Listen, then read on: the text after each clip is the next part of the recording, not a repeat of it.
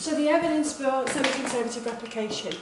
I think if you understand that scientists originally thought that you would start with a molecule of DNA, so in here it's the dark colours, and it's made up of two strands, polynucleotide strands of DNA, and they thought that what happens is those two strands separate, then you make a new strand, which we'll colour in red here, complementary to that original strand, and then those two new strands would come back together to make you a brand new molecule of DNA, and the old strands would come back together and they would make a brand new molecule of DNA. So we called that conservative DNA replication. However, two scientists thought, I don't think that that's going to happen. That seems a lot of energy to waste, breaking hydrogen bonds, making hydrogen bonds. I think the cell's a bit more efficient than that. So what they thought of was if they have a petri dish, and all that on that petri dish are lots and lots of bacteria, and to replicate they need to make DNA. They make their DNA from the source material, which on this plate is 15N. So they've got lots and lots of nitrogen, but it's only heavy. So that means any DNA molecules that they make will all be heavy. So they basically extracted the DNA, spun it in a centrifuge, and because all the DNA that they had made was heavy, it sank to the bottom in the test tube. Then they said, right, we'll take all of those bacteria off that petri dish, and we'll place them on a petri dish that has only 14N. And that means that the new strand of DNA that they make in making DNA will all be 14N. So all new DNA molecules that they make will be the lighter version. And when they spun that, what they found was confirmation that the DNA molecule splits, acts as a template, the new DNA molecule then binds to that, because when they spun the centrifuge, it didn't give a band at the bottom, it didn't give a band at the top, so that suggests that they're not making two molecules that separately, but it gave you a band in the middle, which suggests that the new DNA molecules were a hybrid. They had one heavy strand and one light strand. To double check that, they repeated it, so they went for another generation on the light nitrogen, and they found again these two molecules split apart.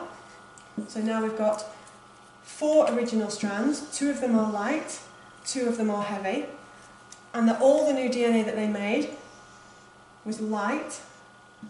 So the molecules of DNA that they made were 2 hybrids and 2 light ones. And when they looked at the test tube, they found they had a band at the top, which was for these 2 guys, and a band in the middle, which was for these 2 guys. And that proves that DNA replication is semi-conservative.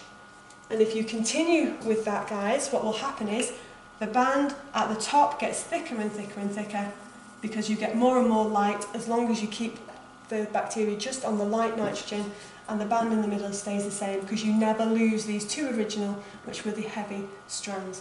And so semi-conservative replication. So a bit more detail about the replication itself.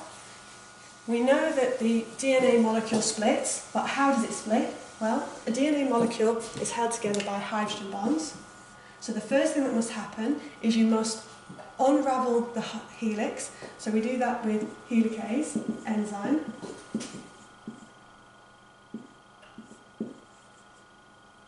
Breaks the hydrogen bonds.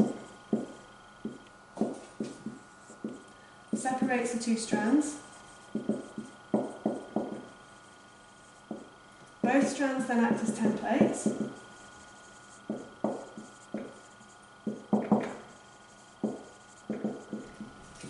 So the strands are now acting as templates. Their base sequence is exposed, so you can see the base sequence.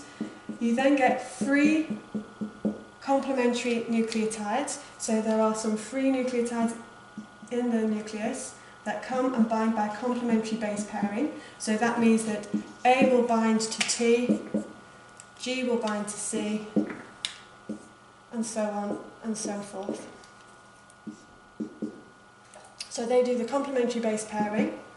Once they've done the complementary base pairing, then you get your DNA polymerase enzyme. The DNA polymerase enzyme seals the sugar phosphate backbone, connecting these guys together. So you have a phosphodiester bond. So the phosphodiester bond is formed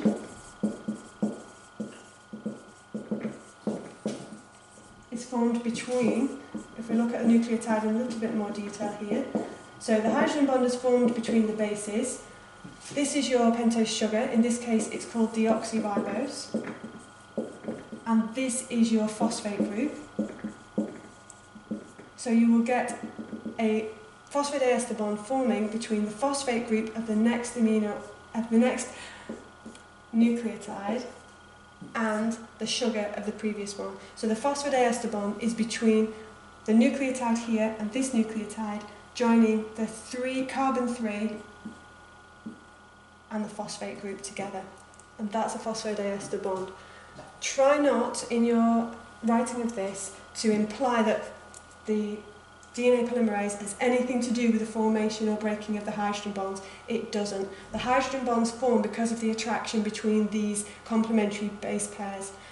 Once those have lined up correctly, then the DNA polymerase will come along and join them together, forming the phosphodiester bond.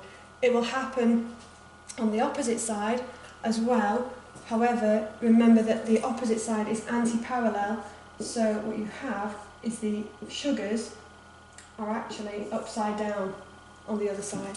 So you have a 5' to 3' end, and the opposite side is 3' to 5', running in anti-parallel.